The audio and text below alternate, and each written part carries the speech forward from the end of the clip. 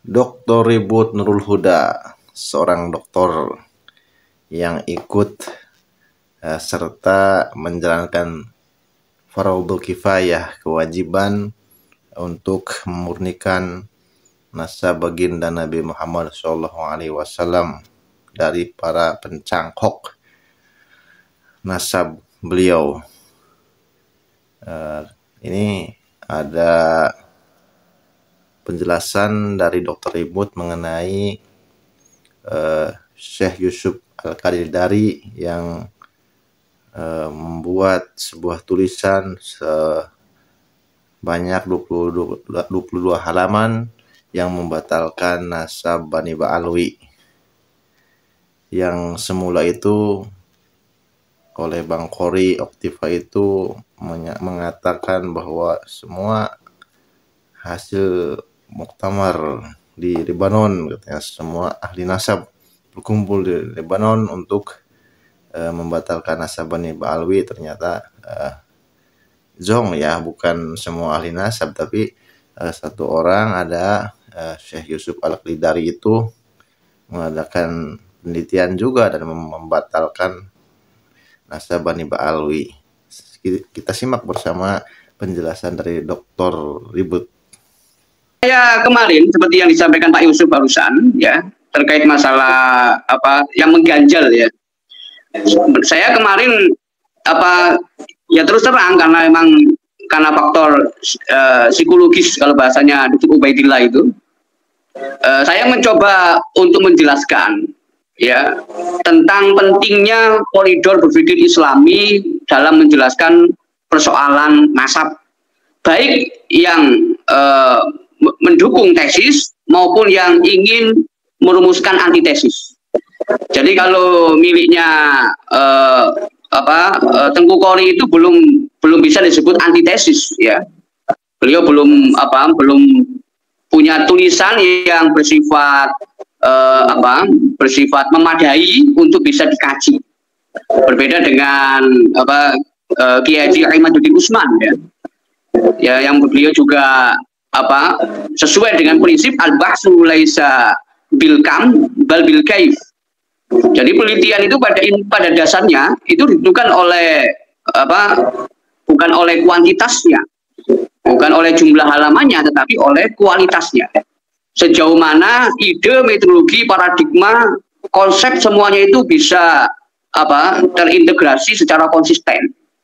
Dan ini saya melihat ya, mulai dari wacana, bahkan juga buku-buku Kiai Imad yang secara utuh ya, seperti buku Ilmu Nasab, Istilah dan Metodologi, di mana beliau juga menyampaikan bagaimana metodologi orang penetap nasab, bagaimana metodologi menafikan nasab dan seterusnya, dan dilengkapi dengan literatur referensi untuk jadi pegangan peneliti nasab dari abad ketiga sampai abad ke-15. Ya, disebutkan di situ abad ke-7-nya ada Asy-Syajaratul Mubarakah karangannya Imam Al-Fakhr Razi itu. Nah, ini secara akademik sangat memadai. Kalau persoalan nanti diliterasikan dalam bentuk disertasi misalnya, itu kan soal lain gitu. Tapi soal gagasan yang brilian ini yang perlu kita apresiasi. Ya, dan juga saya juga mengapresiasi ya Tuan Khori kalau mau betul-betul tulus di dalam mencari kebenaran. Jadi kebenaran versus kebenaran itu yang perlu diperjuangkan oleh siapapun, bukan viralitas versus viralitas. Kalau Tuan Khori ini beliau itu lebih kepada viralitas. Karena apa? Karena akan jadi heboh, yang sebelumnya mendukung menjadi pembantah. Jadi lebih kepada viralitas. Karena wah, heboh sekali ini akan menggelegar karena dulunya pendukung menjadi pembantah. Nah, ini bisa dimaklumi lah itu. Tapi kita akan menantikan bagaimana kualitas penulisan itu. Walaupun nanti ya masih labil lah gitu. Yang kemarin saya tanyakan itu terkait, ya saya sebenarnya udah baca, udah tahu, cuma kan saya mau verifikasi, mengkonfirmasi apakah beliau sebagai peneliti itu menyadari betul kalau dia peneliti, atau sekedar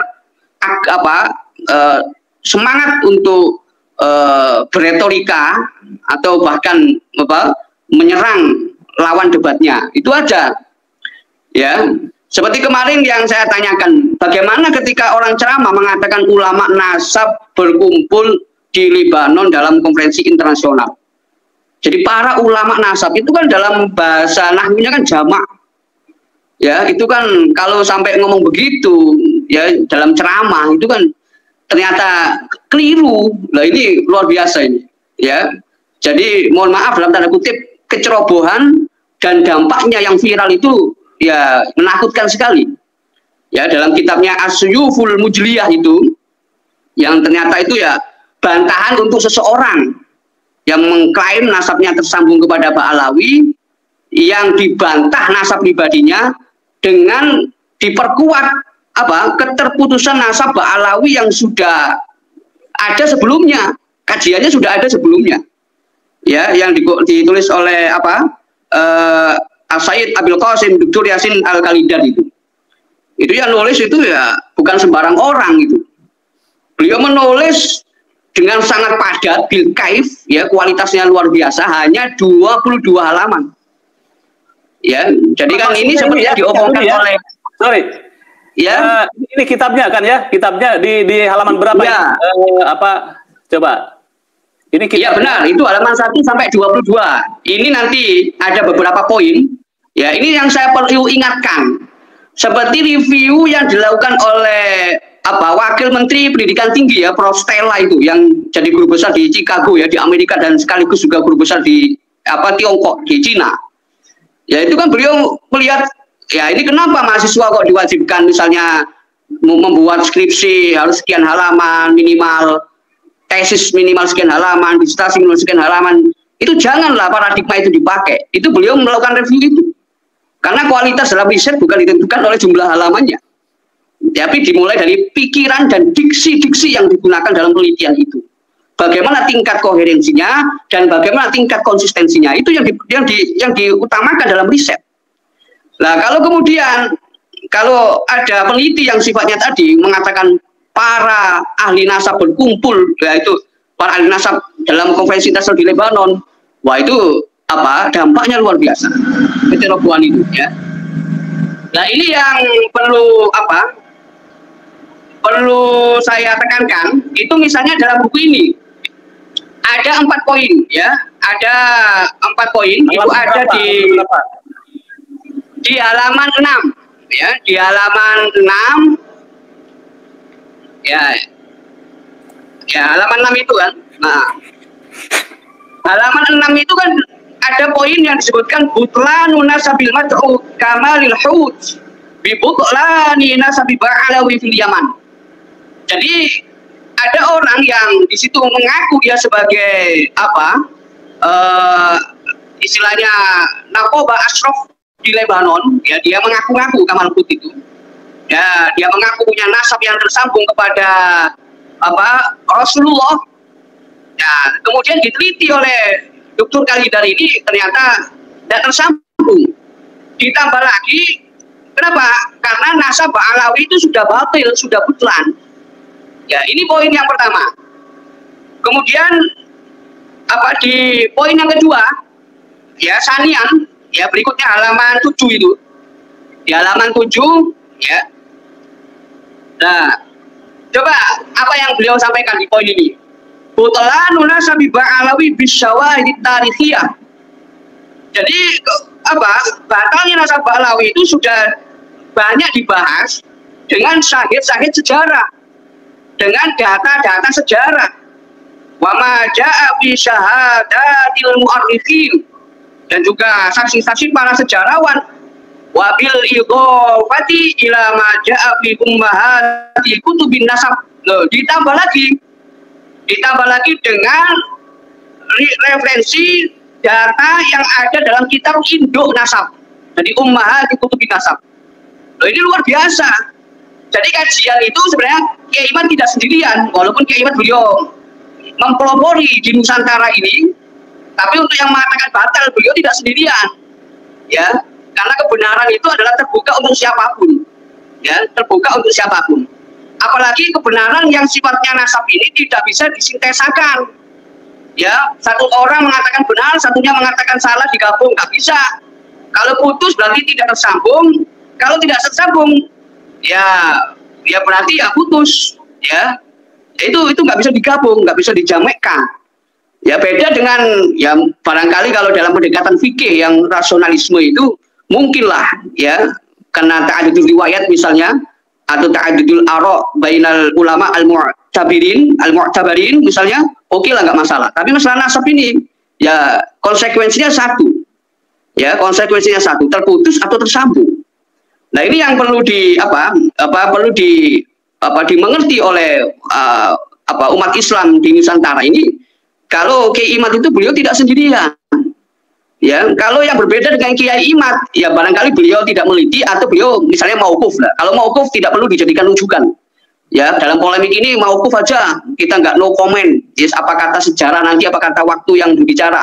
Ya itu tidak bisa dijadikan rujukan. Ya, silakan itu urusan masing-masing. Tapi yang berjuang masalah fardu kifayah ini, ya bersuara tanpa jeda. Ini nanti insya Allah ada hisabnya. Kalau itu berpahala ya berpahala di hadapan Allah. Kalau itu dosa nanti ya akan menanggung dosa. Nah ini yang poin kedua. Yang poin ketiga ini nggak saya baca lengkap ya. Jadi poin-poinnya aja. Di poin ketiga itu halaman ke-10. Ya halaman ke-10 ini yang main idea. Ya ide intinya. Ya Imad. Ya. Alan wasalam. Ini Ahmad Budi Usman. Nanti kita bahas. Ya, kita lanjutkan ya kajian dulu Dr. Ribut ya, Kiai-Imad ya. Ya, oke. Ya. Kemudian yang ketiga itu ya bagaimana beliau menyampaikan ini main idenya. Paragraf berikutnya adalah controlling idea, ide penjelasnya. Yang pada intinya beliau menegaskan butlanu da'wal hud ya halaman 10 ya. Butlanu da'wal hud an-nasab al-hashimiyata. Ya bi butlani wa zaifi amudin nasab alladhi yad'uhu ya wa butlani musajjaratihim an-nasabiyah. Jadi ini beliau fokus kepada klaim Kamal Khut itu yang mengaku sebagai turunan baginda Rasulullah Muhammad SAW. Nah, ini beliau pohon nasabnya itu udah dibedah ya sama Dr. Yasin Al-Khalidari itu.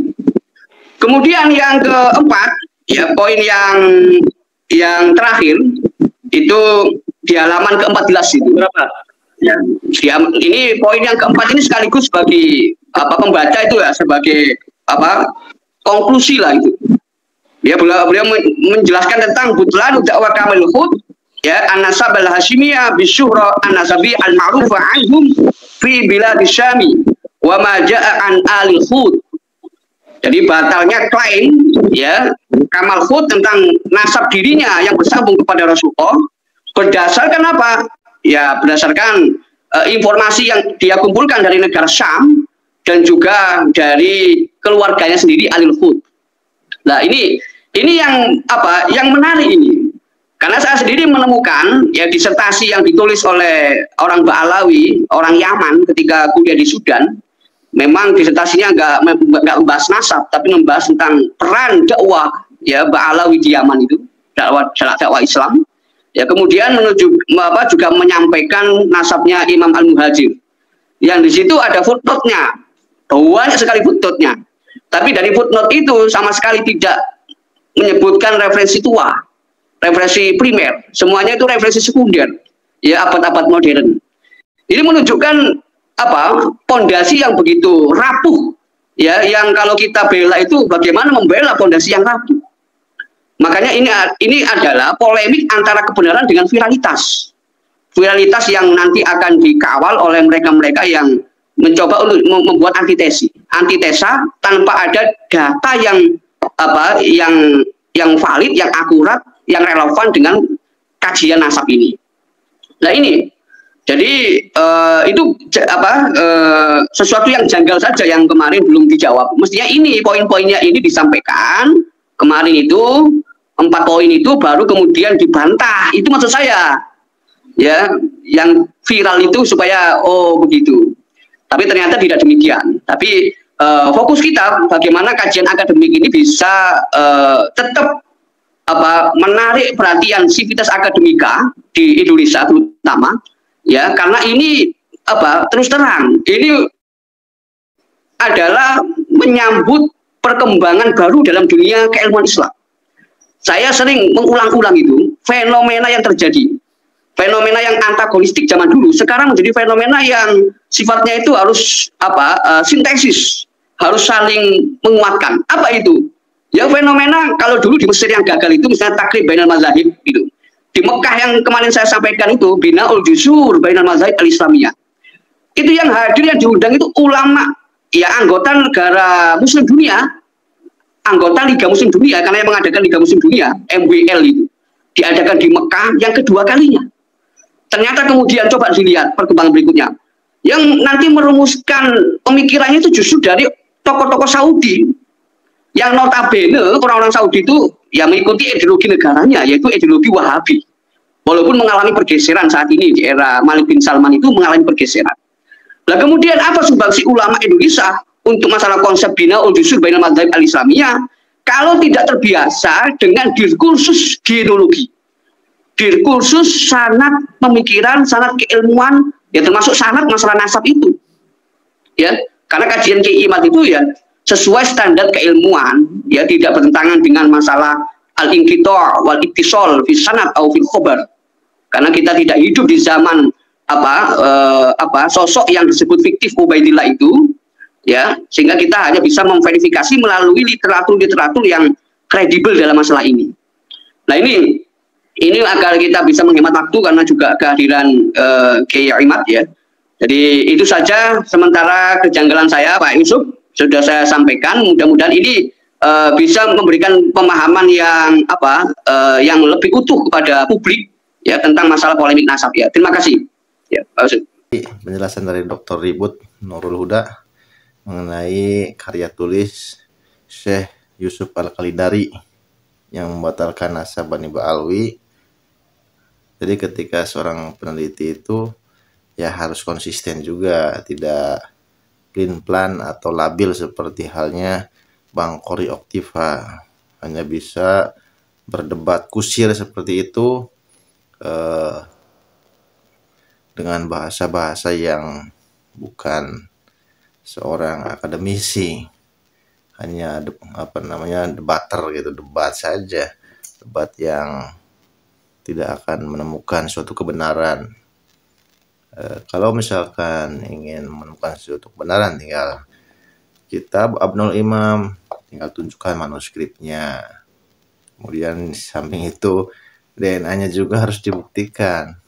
J1 kalau keturunan Bani Hashim atau zuriyah Nabi atau orang Arab itu J1. Kalau haplogrupnya L atau G ya itu yang lain. Demikian, wassalamualaikum warahmatullahi wabarakatuh.